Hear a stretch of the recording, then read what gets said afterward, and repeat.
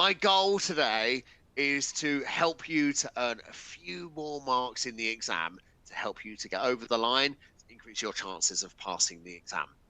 But before we go through the content of the session, which hopefully is going to help you to pass, just a tiny bit of like how I'm going to run the session. So I will be asking you to participate, and please use the attendee chat. And a few people have found it already. Post in the attendee chat and I'll respond to things as you're typing them. Questions though, there will be about 15 minutes at the end for a kind of formal Q&A. So if you've got bigger questions, things that aren't about the slide that I'm kind of on at that point, then please put them in the Q&A panel. And don't wait until the end to post your question, because everyone will already have posted by that point and I probably won't get through to your question. So if there's something you want to know, put it in the Q&A panel, but don't ask, Ben, can you teach me audit risk or something like that? Because obviously I'm not going to be able to do that in this format. So it needs to be questions that I'm able to answer, in a couple of minutes, so it's fair for all of the students. So welcome everybody. Just an introduction to me and my background and why hopefully I'm going to be a really good person to help you to get those extra few marks that you need to pass. So I've been working with ACCA for many years, but the role I currently work with them in is as the expert tutor for the AAA exam. And I've been doing that for about the last 3 years. So lots of these sorts of webinars, lots of tutor training, trying to upskill the wider sort of tutor base in how to prepare students effectively for AAA, and producing lots of student resources, things like some of the topic explainers you'll have seen on the ACCA's YouTube channel. They're me. But before I had this role with ACCA, I used to work with another accounting institute as a examiner, as an audit examiner. So I've got experience of writing the exams and overseeing the marking and grading process. So I've got a lot of insight into what you need to do to pass. So I will be sharing some of that with you today. You may already know me because you might already follow me on my YouTube channel. So my YouTube channel, I've got lots of free content on there that's really helpful for your chance of passing your exam. It's a sort of taster videos of things that my students have on my own courses. But there's lots of really useful stuff on there, and I get loads of comments from students after the exam saying a lot of the question debriefs that you had on there, a lot of the confidence booster questions where you showed me technique were really helpful. So it's worth checking out. If you just Google my name or put it Ben Wilson YouTube, you'll find me. And I also have a podcast where I discuss real world issues from an auditing perspective. If you go into any podcast provider and put my name in, you will find it. Again, really helpful for building your wider understanding of the auditing world for the exam. Right, that's me. This session, we're going to be doing 3 things, and you'll notice that's a theme through this presentation and loads of the stuff that I do. I love the rule of 3. 3 is manageable. 3 is nice. Right, and these are the 3 things we're going to be doing. The main part of the session is going to be looking at the most recent examiner's report. Now, what we're going to be doing in that is I'm going to be picking out my best tips for you from the examiner. But if you've looked at that report already, or if you've looked at any of the examiner's reports, you'll know that they're really detailed, right? It's like 30 pages long. And loads of it, you can only really understand if you've worked through the exam questions that they're referring to. And the exam questions for this most recent examiner's report are the ones from September, December 24. Selection of 3 questions. They're available on the practice platform. So my advice to you is don't read this report for yourself yet until you've worked through that exam, until you've worked through those questions yourself, and then a lot of the comments that they're giving you, the examiner's comments, will make a lot more sense. But this examiner's report is so useful because it's full of, the things that good students did and meant that they passed, and you can copy those, do those. Things that bad students did and they missed out on, people that failed, these are the reasons that they failed, and therefore you can avoid doing the same things.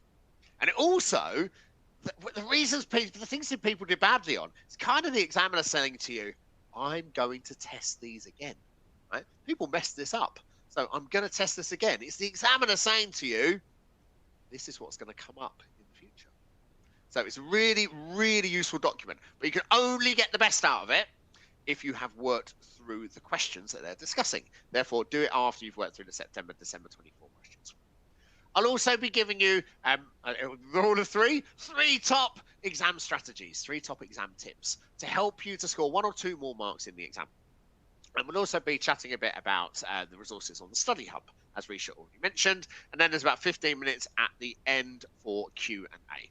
Might be slightly more than that. But I've been told absolutely it must be at least 15 minutes because I know students really, really value being able to have that opportunity to ask questions.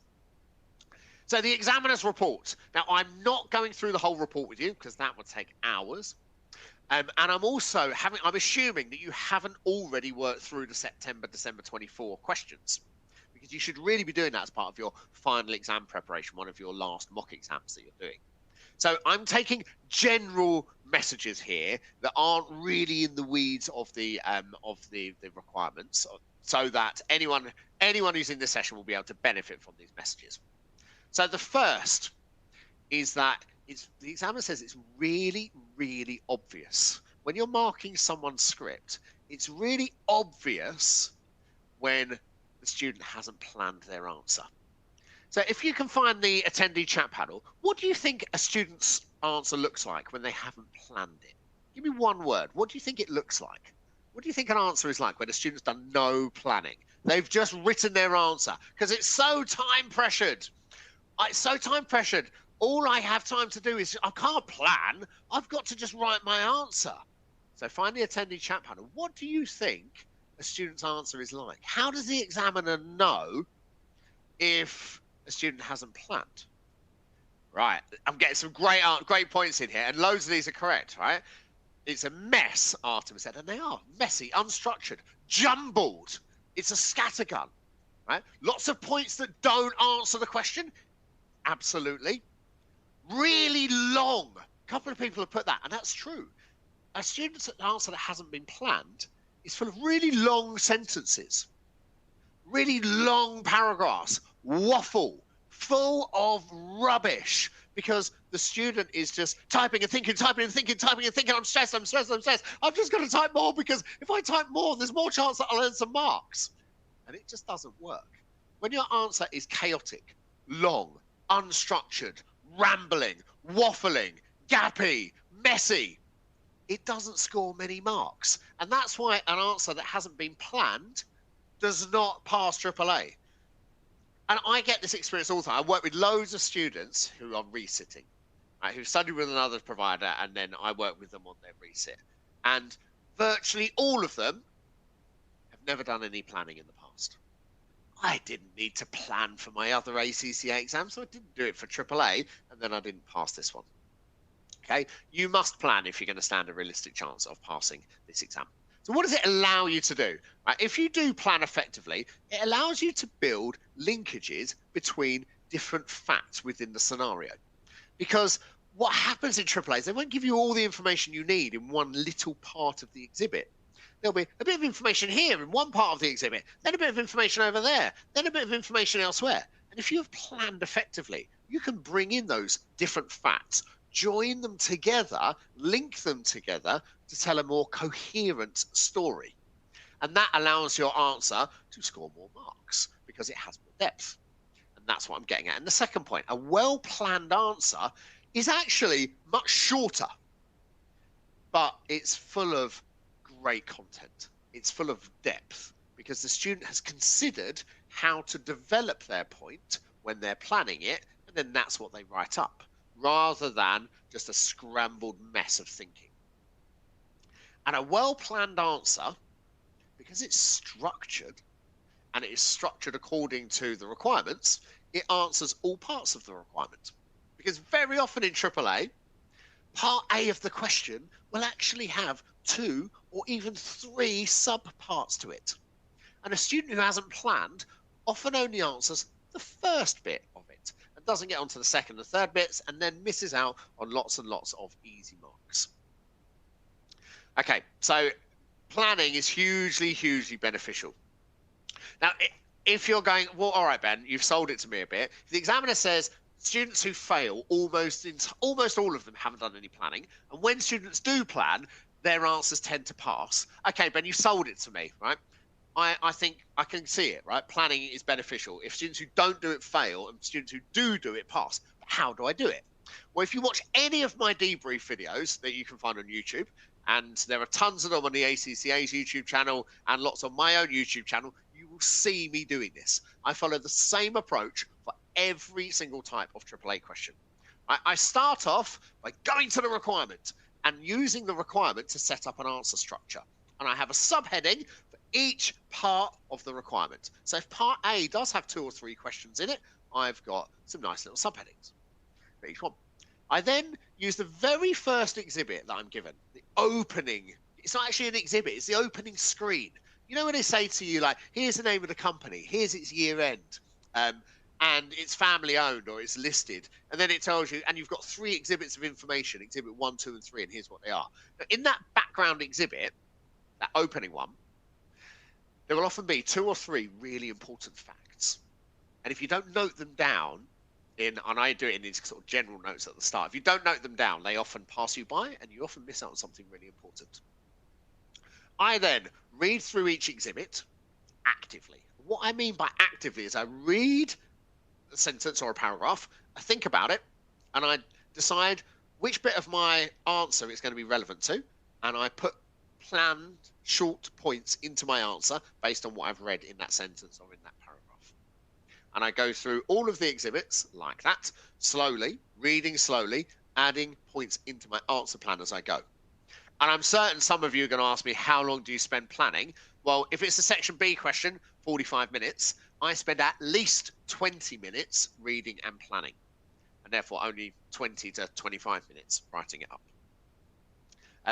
And that's what I do in point 4. I'm writing up my plan. But because my points have been pre-prepared, I can write them really briefly, succinctly. So I type, my answers are really short. If you look at any of the answers that I publish, and you'll see them on my YouTube channel or on my website, they're really short points. My sentences are short and simple. My paragraphs are short.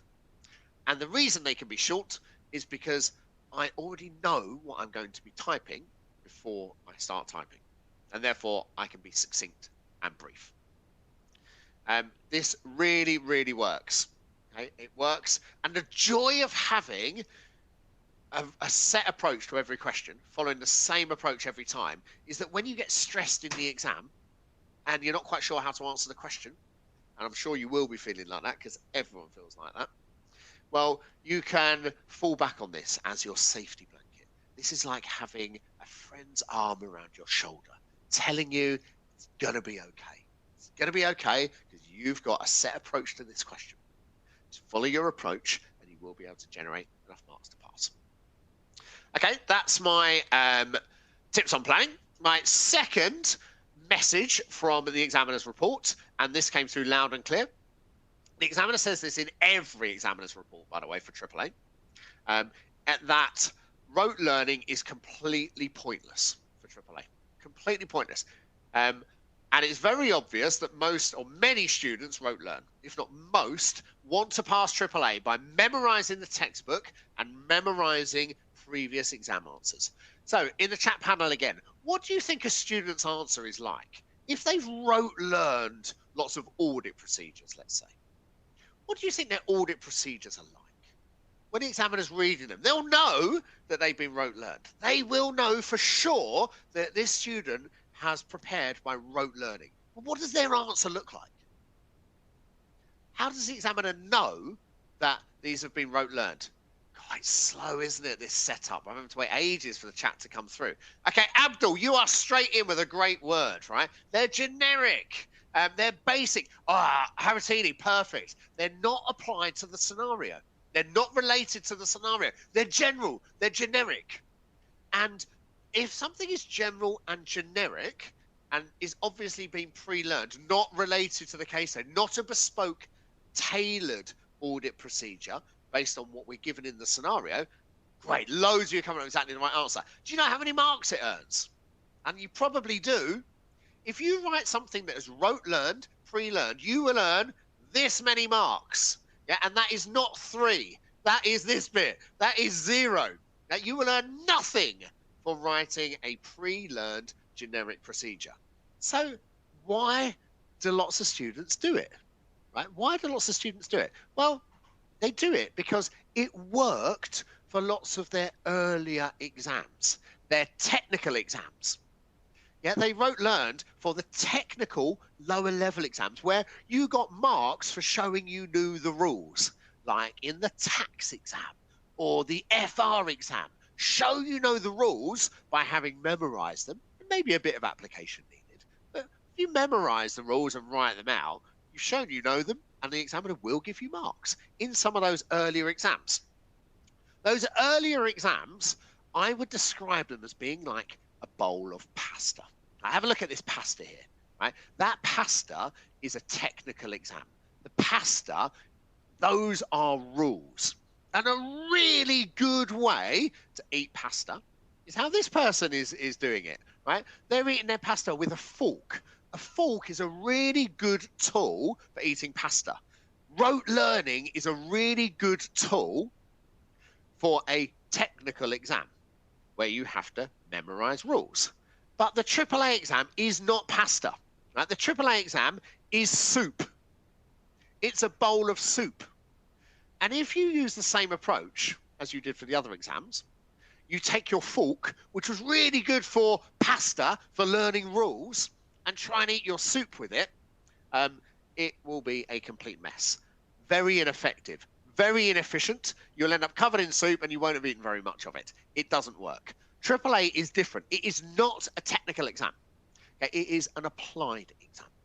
They're testing your understanding, not your knowledge. Right? So you have to prepare for this exam differently. You can't prepare for this exam by rote learning. If you are memorizing the textbook, stop.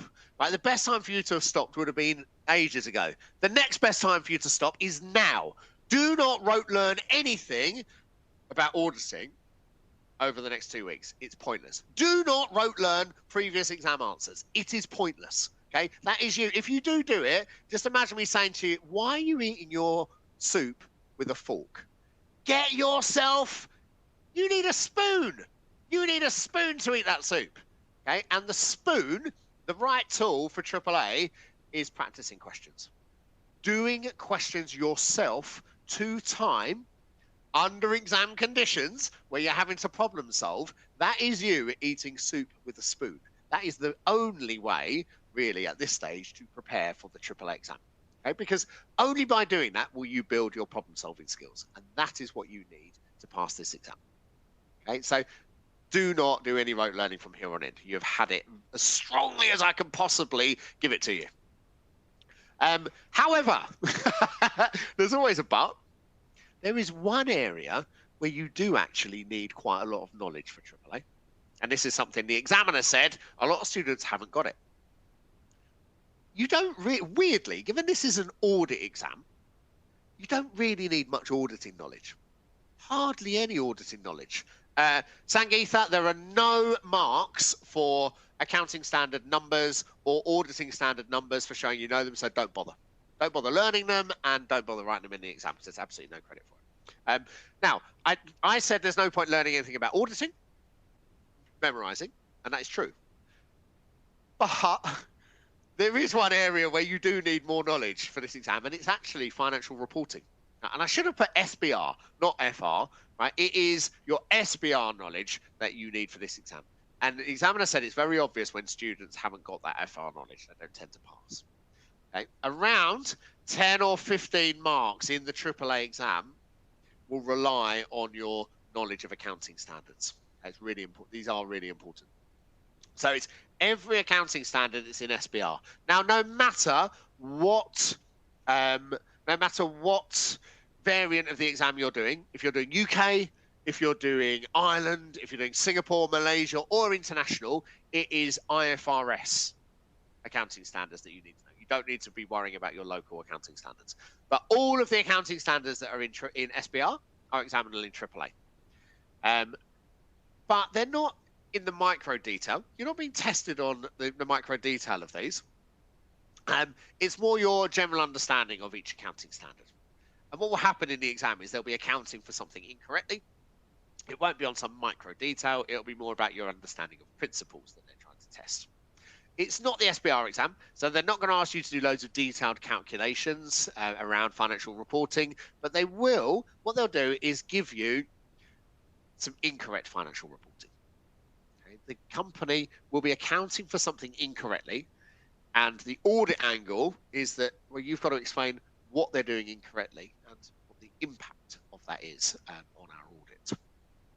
So my advice to you around financial reporting stuff is it is really important that you go back over your SBR notes and revise SBR. If you want to do any classic traditional revision where you're learning stuff, then let it be going back over your financial reporting stuff. If you haven't studied SBR already, then you honestly, you shouldn't really be doing the AAA exam if you haven't done SBR already. At the very minimum, you need to have studied SBR, and ideally, you've passed SBR before doing AAA. But at the minimum, you need to have studied it. If you haven't studied SBR yet, well, you're already, I guess you're probably already committed to the AAA exam, but you've had it from me that about 10, probably 15 marks in the exam will rely on your knowledge of accounting standards from SBR. So it's important that you go over your SBR accounting standards. And if you haven't studied the subject yet, get some revision notes off your friend on accounting standards. Zuhar has asked, what are the commonly tested IFRS standards? Let me refer you back to the previous slide. And that first point, all of them. All of them. There isn't one that's commonly tested. They'll test you on inventory, liabilities. They'll test you on pensions accounting. They could test you on hedge accounting. They could test you on revenue recognition. They can test you on anything that is in SBR. And the examiner doesn't test the same ones commonly. So this isn't an area for question spotting. Do you get marks for writing out the accounting standard? Not really. Maybe one for pulling out the relevant stuff from the accounting standard, but much better. Let's say it's a provision, right? So there's 3 tests for there to be a provision.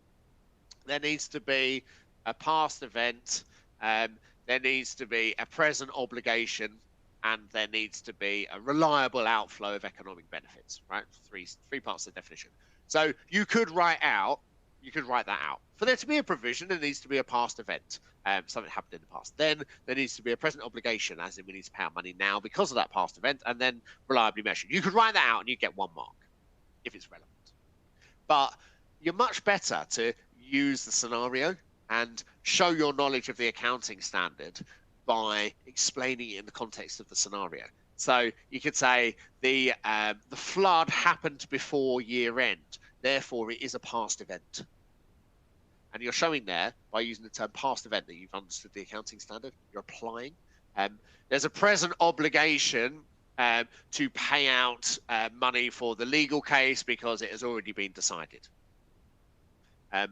So you go for, I use my explanation to show my understanding of the accounting standard rather than writing out the accounting standard at length, because what often happens if a student writes out the accounting standard at length, then their answer becomes this big, huge, and a huge bit of text to earn 1 mark. That's not worth it. Much better to just pull out the relevant bits and use them as part of your explanation. Shows better understanding as well, and better for the student. So you're showing you've understood to the marker. That's definitely what we want to be doing.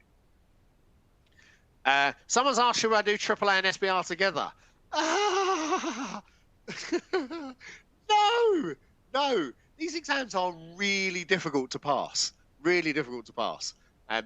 Why would you spread yourself over 2 exams?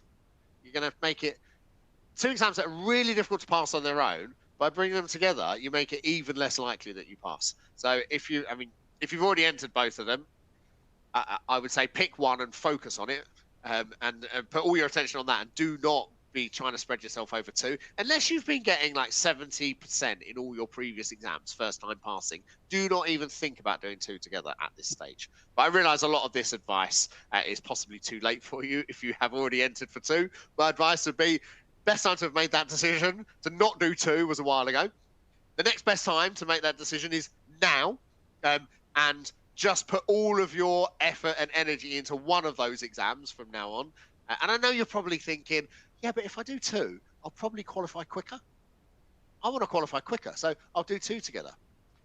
But it's a false economy, because what tends to happen is students fail both, then have to resit both, but they do both together again because they want to pass both and qualify quickly. Then they fail both again, and then they go, oh, I really wish I'd listened to that guy with the ginger beard with that map behind him.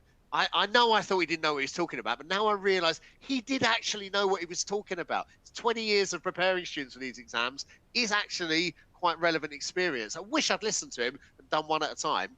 And then kind of 6 months later, they do one at a time, pass that. Then the next sitting they pass, and they take a year to do the 2 papers rather than taking 6 months. So definitely just do one at a time would be my massive, massive advice to you. Okay. 3 tips and tricks from me for maximizing your marks in the exam. And these are fairly simple tips, hopefully things that you are already familiar with. And if you've watched any of my content before, you may notice that I'm giving advice here that you perhaps have heard before. But there's no harm in having good advice more than once. If I know there's a lot of students in here actually on my course, so you will know the answer to this. So in the chat panel, which question? What's the best order to do the exam in? Tell me in the chat panel, which question should you start with? Which question are you going to start with in the exam?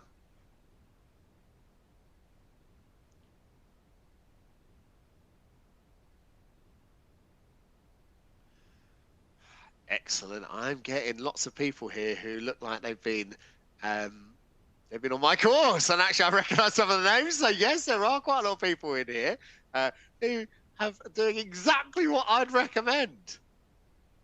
Okay, and then I've got a couple of people who aren't doing what I would recommend. Okay, you have got one question in this exam. Actually, let me take a step back. One of the main reasons students fail in AAA is poor time management. This is brutally time pressured, this exam. Ridiculously time pressured. Okay, it's impossible to do everything you want to do in the amount of time that they give you. Right, so let's just have that as our starting point. Time pressure is ridiculous. And there is one question where the time pressure is way worse than the other questions. The question that is biggest. The question that has by far the most to read. The question that has the requirements that are most time consuming. And that is question 1. If you are someone who struggles with time management, and that means you are 95% of the people who sit the AAA exam, if you start with question 1, you are much more likely to overrun on time, not have enough time to do question 2 properly, and then be very rushed for question 2 and question 3. So my massive advice to you, because this is such a time pressured exam, is that you start with the questions that are shorter and therefore easier to stick to your time on. Right, you've got to answer question 1, 2, and 3 to pass this exam. Right, you've got to have a decent go at all of them. But what often happens when students start with question 1 is they spend way too long in question 1. They intended to spend an hour and 45 minutes, but actually they spent nearly 3 hours. That's probably a bit extreme. 2.5 hours in question 1, so they had about 20 minutes each to do question 2 and question 3. It's not going to be effective. So you are much more likely to be able to stick to your timings if you start with the questions that are easier to stick to your timings on, which is question 2 and question 3. And you leave question 1 until last of all. Now, my advice to you is you spend 45 minutes on question 2, and you have to have finished it in 45 minutes. You cannot overrun. You then spend 45 minutes in question 3, and you have to have finished it by an hour and a half into the exam. And that leaves you with an hour and 45 minutes, the balance of your time to do question 1, which is much more time consuming because there's so much more to read. Baringi, I can see that you're jumping around between questions. You want to do a bit of question 1, then do question 2, then come back and do. Don't do that, right? Just because your mind will be all over the place. You're much better to just focus on doing one question at a time. And my final point in there, it's clicked over through the slides. I don't do question 1 in order. So I don't do question 1 as A, B, C, D. Question 1's quite predictable. A and B is generally business risks and risks of material misstatement. Some sort of risk requirement, right, will be in parts A and probably part B. That's the worst question in the whole exam. Right? The most time-consuming question, the one that is most involved. They start with that question. It's question 1A and 1B. to throw you, right, to put you off, right? It's the examiner setting a little trap for you. You don't have to fall for that trap. You could decide to throw yourself headfirst into the hole that the examiner has dug for you. Or you could decide to go, no, I'm not going to fall for that trap. I'm going to do the really easy audit procedures question first. I'm going to do the more straightforward ethics question in part D first. I'm going to do part C and part D first. Then I'm going to come back and use the balance of my time for the risk bit. And I'm not stressed thinking, oh, there's so much more to do. I now am in my last question of the exam, the most time consuming and the most challenging one. But I've left it till last, so I know exactly how much time I've got available to do it. So that's how I approach the exam. So 45 minutes for question 2, 45 minutes for question 3, 1 hour and 45 minutes for question 1. And the balance of your time for question 1. So it's slightly longer in question 1 than in question 2 and 3 because I'm effectively using my reading time to do question 1. Okay, my next tip to you is there are some hard marks to earn in this exam and some that are really, really straightforward to earn if you do the right things. And these marks will be on every single exam. These, I would term these your home banker marks. You've got to make sure you get these because this exam is really hard to pass, really hard to get to 50. And if you don't earn the easiest marks on your way to 50, that means you've got to earn some of the harder marks, right? You're just making life more difficult for yourself. So make sure you get these marks. You must earn these marks. Okay. I'm going to just pause here for a second because I wrote this slide and then I've read the examiner's report and there is conflicting information from the examiner about how many communication marks there are. Everything the examiner has published up until the latest document said there are 4 communication marks in question 1. But the examiner's report refers to there being just 3. But when you look at the mark scheme for the September-December 24 exam, it still has these 4 things in it. So I think all we can do is go, I think there's 4, might only be 3, but the examiner's telling me I've got to do these 4 things. So you must do these. And they're pretty straightforward, right? You need to have the right structure, briefing notes, format. So it says briefing notes at the top. It says to, from, date, and it has a little brief introduction, and you're using throughout your answer an appropriate level of subheadings. If there's more than maybe 6 marks for a requirement, I would have subheadings. If in doubt, have subheadings. You then have to have the appropriate style, clarity to your answer, which means it's professional. You don't use any slang or swear words. You don't use too familiar a tone. It's not too personal. It is appropriate for an audit partner to be reading.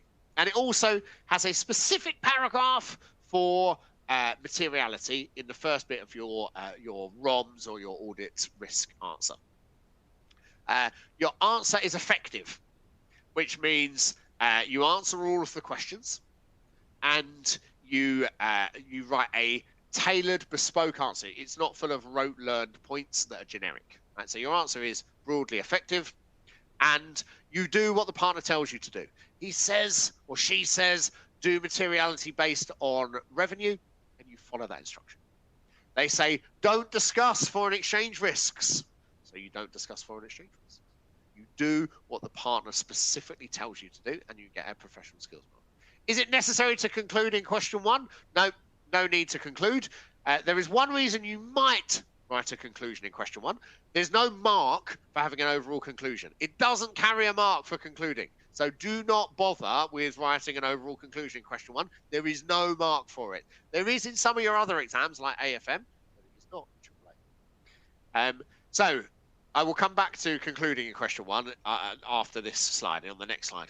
Right, the next really easy marks, and there are 3 of them, are for your materiality in question 1.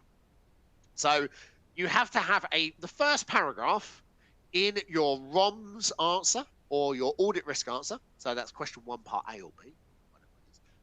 You have to, since they say materiality is based on profit before tax, you state the range and calculate it. So it's 5 to 10% of PBT, and I'm doing my calculations. I'm taking the PBT figure, the up-to-date PBT figure for the year that we're auditing, and I'm timesing it by 5% and 10%.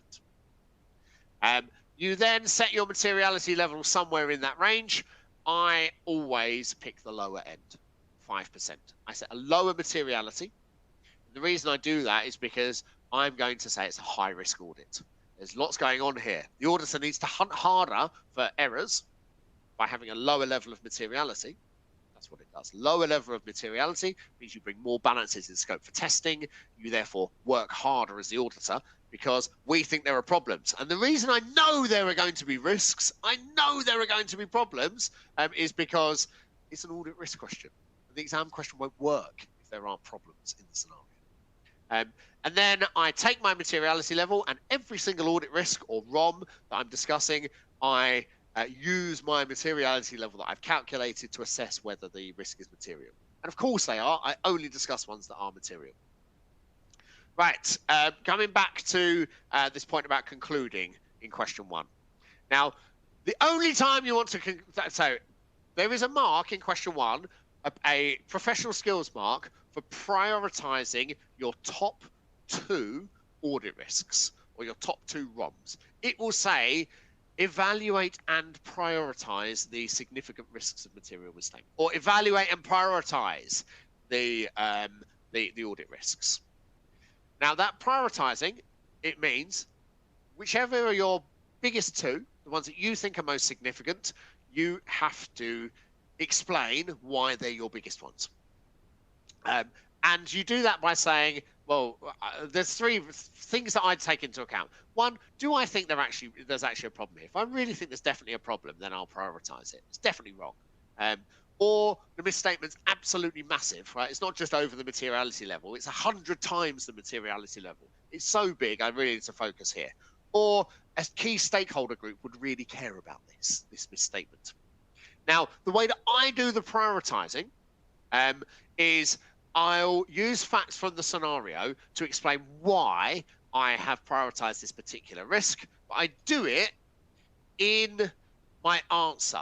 So I write out my risk, and then underneath it, I say, I've prioritized this because it's really big. Or I've prioritized this because it impacts my key stakeholder group, the shareholders. But as I do the risk, I then say it's been prioritized for my top 2. Now, back to the point about concluding. You can do this in a conclusion if you want to. So write out all your risks, evaluate them, and then at the end, have a conclusion where you prioritize your top 2. Or whichever are your first 2, prioritize those and write it as you write out the risk. For me, because I probably am going to run out of time, I do it as I go, so I don't forget. It doesn't get lost at the end. But you get the same number of marks if you put it in a conclusion at the end of your ROMs or audit risks in question 1, as if you write it after each risk. Personal choice. Doesn't matter. Same number of marks available for each. I do it after my first 2 risks, and I just prioritize whichever of the first 2 that I come up with.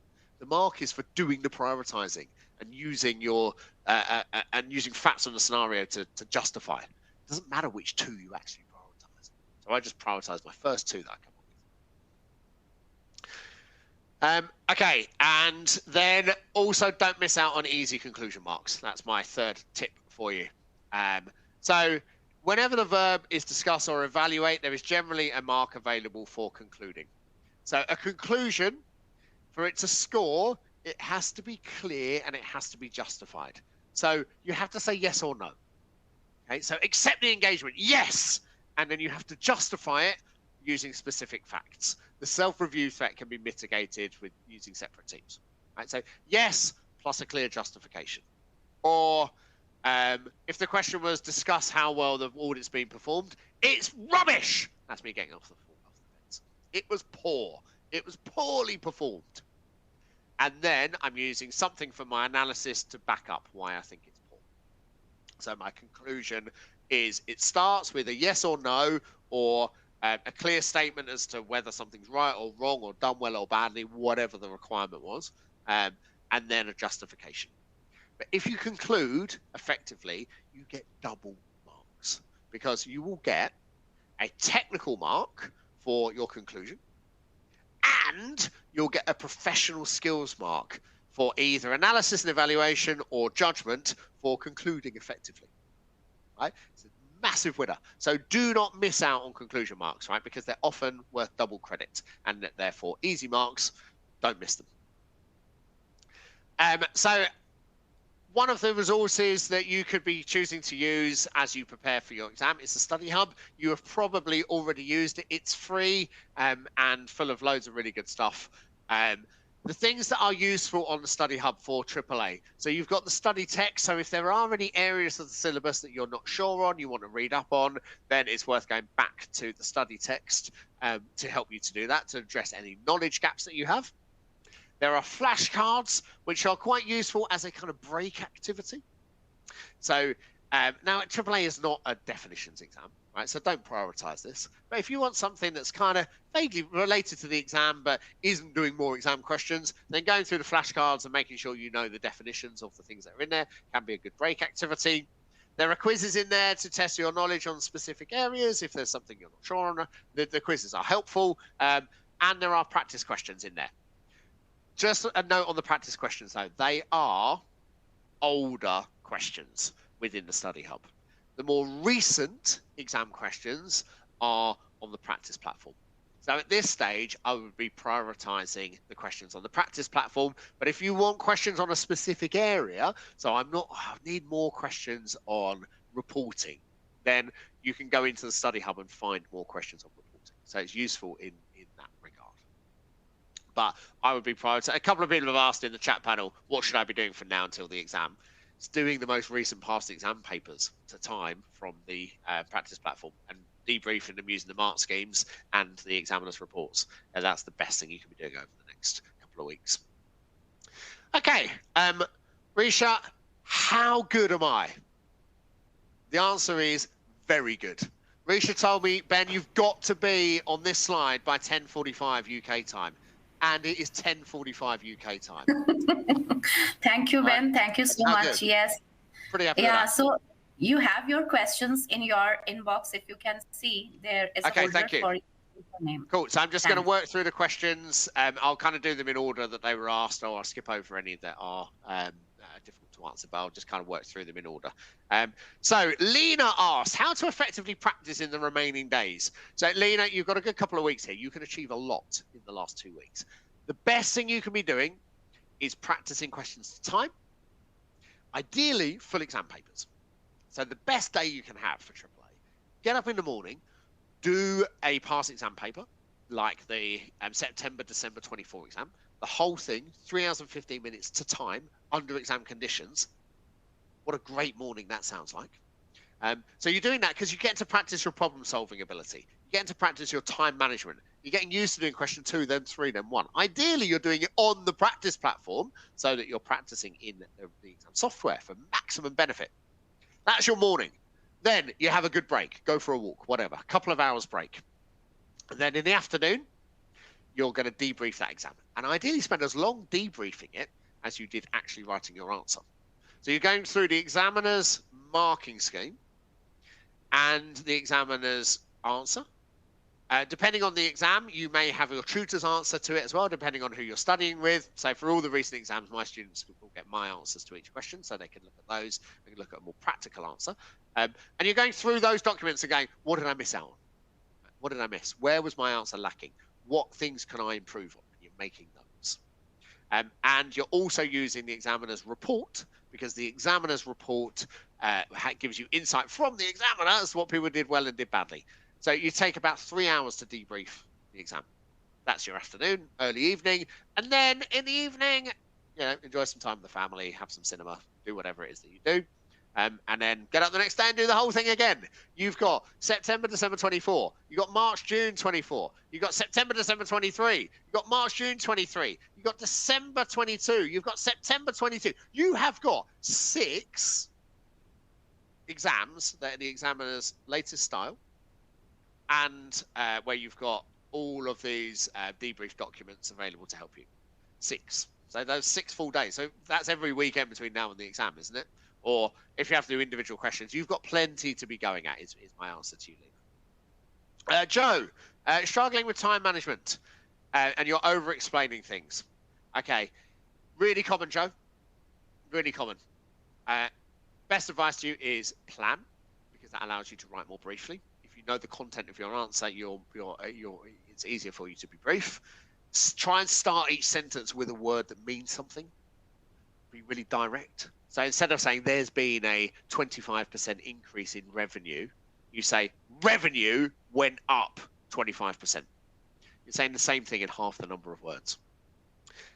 But once you've explained something once, Joe, move on.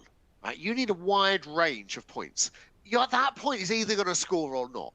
Right? It's either going to be in the mark scheme or it isn't.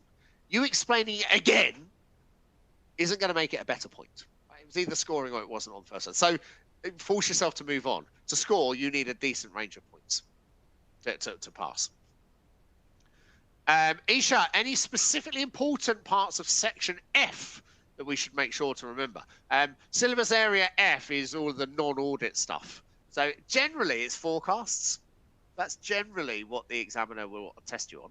So either a cash flow forecast or a CapEx forecast, they'll give you a forecast and then say, or should we accept the engagement to review this forecast? And should we, how would we verify the assumptions in this forecast? Or how well has it been prepared or something like that?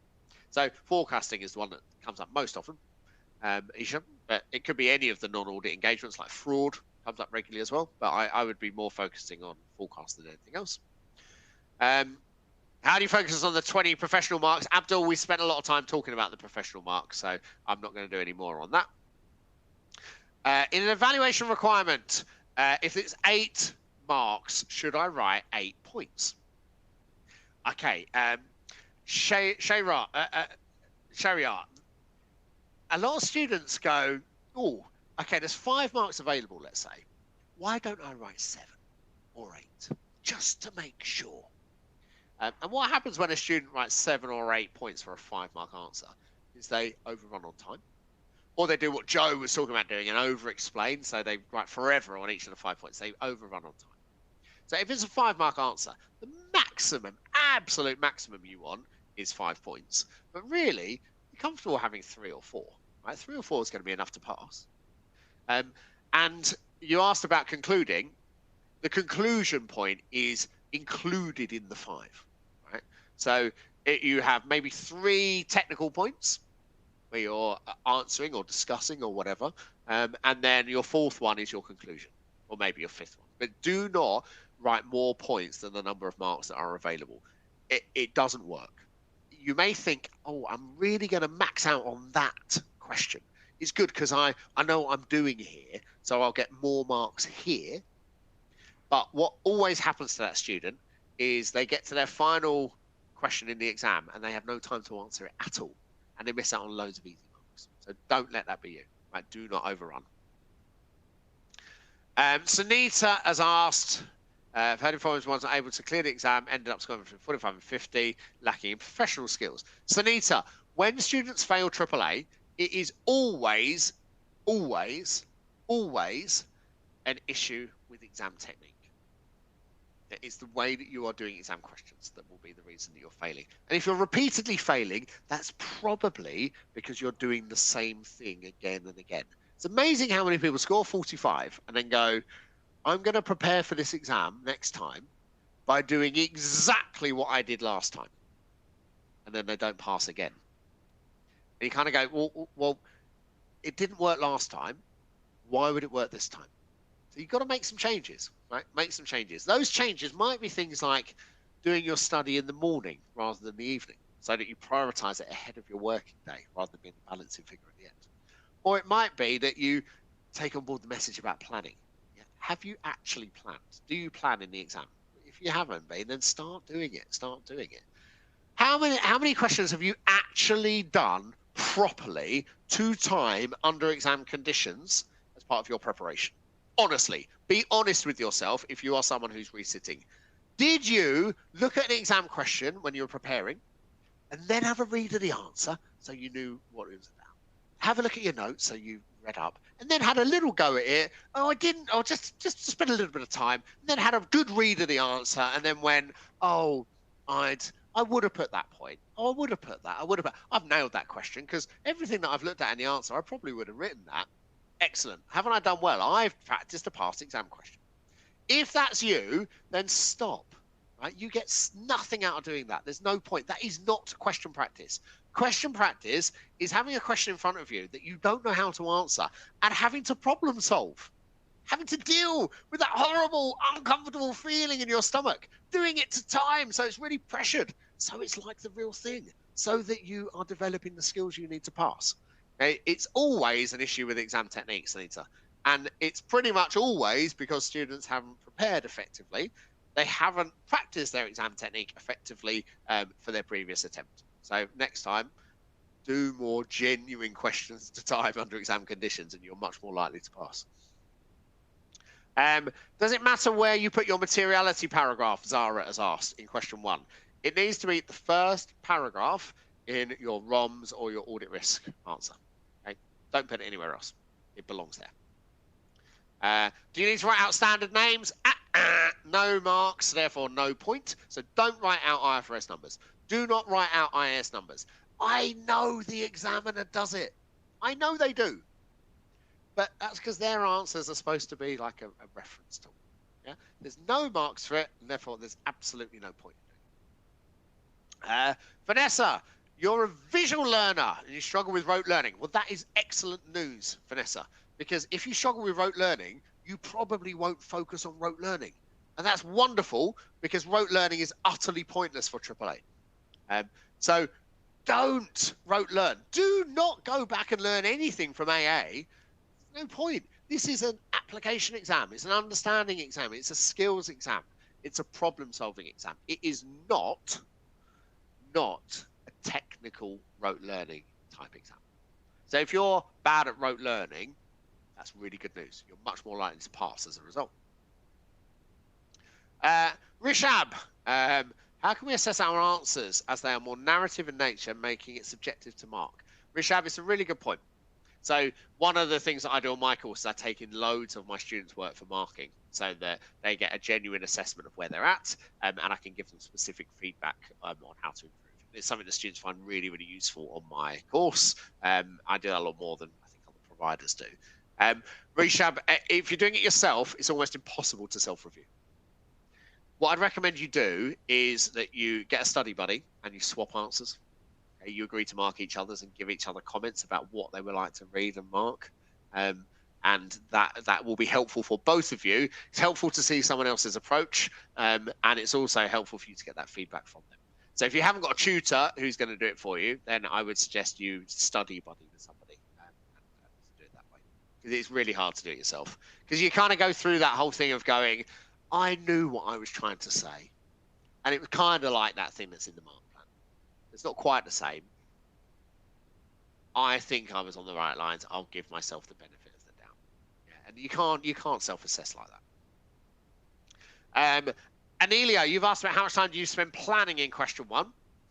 So I've already said timings overall, but I'll repeat them in case anyone didn't hear them earlier. Question 2, 45 minutes. Question 3, 45 minutes. Question 4, 1 hour and 45 minutes. And I spend a little bit under half of my time planning. So in question 2 and 3, it's about 20 minutes planning, 25 minutes writing up for question 2. 20 minutes planning, 25 minutes writing up for question 3. For question 1, I spend about 45 minutes reading and planning, and then about an hour writing up. But it's flexible depending on the nature of the scenario and requirement, how long it is, and that sort of thing. Mirjam has asked about risks that are under your materiality threshold. Should you discuss risks that are under the materiality threshold? General answer is no. If they're not material, then they're not a significant risk of material misstatement. If the issue is not material, I would just ignore it. Sounds like you're overcomplicating it a bit, Mirjam, by trying to consider whether risks being added together might cumulatively be material. Now, you could be onto something there, right? But what I'd encourage you to do, Mirjam, is don't overthink things in AAA. You can pass this exam quite comfortably by being really straightforward and direct and simple. So just analyze the facts that are in front of you and do it simply. So if something's not material, it's not material, don't talk about it. Don't be like, oh, I can overcomplicate this by trying to combine it with something else. And because those sort of points take you a while to think of, take you even longer to explain, and therefore probably aren't worth it. They might be worth 1 mark. You could be correct on this thing, but you could spend ages trying to earn 1 mark. It's way more effective in AAA to focus on simple things and accumulate the marks you need to pass, rather than trying to be clever, if you like. Probably time for 1 or 2 more. Where can I get to? Reshab, you already asked one. Joe, you already asked one, so I'll go to a different one. Acer, is it, or Ace Bauer, is it worth reading the latest articles on sustainability? Yes, massively. Right. So the article on sustainability was the most recent technical article, the ISSA 5000 one, the exposure draft one. That is really worth you reading. Reason being, it's the most recent one. The examining team published it. And sustainability is becoming a more and more important part of the syllabus. So it is now formally part of the AAA syllabus. In the next iteration from September onwards, it's going to become an even bigger part of the syllabus. So this is something that is at the front of the examiner's mind, therefore more likely to be tested. So make sure you do read that technical article on sustainability. And in fact, there are 2 others on sustainability. Read all 3 of them. And I've got podcast editions on all 3. They're all really worth listening to if you haven't done so already. Audit procedures, Tasmia. I've got a brilliant topic explainer on my YouTube channel and on the ACCA's YouTube channel on audit procedures. I suggest you watch that. It gives you everything you need on audit procedures. Okay, one last one. Alexis, what's the best way to self-mark? I know we've already answered that question. And one last one. Is there any difference? Reader has asked. Is there any difference between an audit procedure and audit evidence? Short answer, reader, not really. Audit procedures are more focused. Your explanation needs to be more focused on what the auditor is doing, the actions, the activities, whereas an audit evidence question is more focused on explaining the document that you need. But they're pretty much the same thing. And if you explain them, your answers in the same way, that's absolutely fine. Right, Risha, that's me.